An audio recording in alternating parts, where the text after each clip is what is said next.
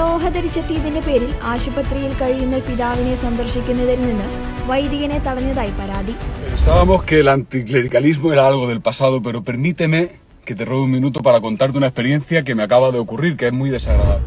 സ്പെയിനിലെ മലാഗയിലുള്ള കാർലോസ് ഹായ ആശുപത്രിയിലാണ് father Carlos Maria ഫോർട്ടസിന് ദുരനുഭവമുണ്ടായത്. സംഭവത്തിൽ വൈദികൻ ആശുപത്രി അധികൃതർക്ക് ഔദ്യോഗികമായി പരാതി നൽകി. മാർച്ച് 19 വിശുദ്ധ യൗസേപ്പ് പിതാവിന്റെ തിരുനാൾ കുർബാനയ്ക്ക് പോകേണ്ടിരുന്നതിനാലാണ് ഫാദർ കാർലോസ് ലോഹ ധരിച്ച് ആശുപത്രിയിലെത്തിയത്. എന്നാൽ അവിടെയുണ്ടായിരുന്ന ഒരു നേഴ്സ് അദ്ദേഹത്തോട് വളരെ മോശമായി പെരുമാറുകയും പിതാവിനെ കാണാൻ അനുവദിക്കാതെ പുറത്തു പോകാൻ ആവശ്യപ്പെടുകയുമായിരുന്നു. മുൻപ് സാധാരണ വസ്ത്രത്തിൽ വന്നപ്പോഴൊന്നും തനിക്ക് ഇത്തരം തടസ്സങ്ങൾ ഉണ്ടായിട്ടില്ല എന്ന് വൈദികൻ വ്യക്തമാക്കി. നേഴ്സിന്റെ പെരുമാറ്റത്തിൽ അതൃപ്തി അറിയിച്ച വൈദികൻ പിന്നീട് ആശുപത്രിയിലെ ഡോക്ടറെ കണ്ട് രോഗിയെ കാണാനുള്ള ഔദ്യോഗിക അനുമതി വാങ്ങി. ഡോക്ടർ അനുമതി നൽകിയിട്ടും ആ നേഴ്സ് വഴങ്ങാൻ തയ്യാറായില്ലെന്ന് മാത്രമല്ല, സെക്യൂരിറ്റി ഉദ്യോഗസ്ഥരെ വിളിച്ചു വരുത്തി വൈദികനെ പുറത്താക്കാൻ ശ്രമിക്കുകയും ചെയ്തു.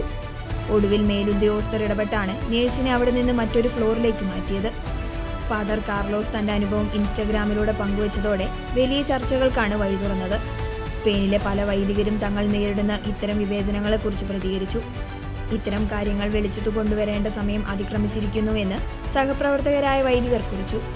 സംഭവത്തെക്കുറിച്ച് അന്വേഷിക്കുമെന്നും സിറ്റിസൺ സർവീസ് വഴി നടപടികൾ സ്വീകരിക്കുമെന്നും ആശുപത്രി അധികൃതർ അറിയിച്ചു.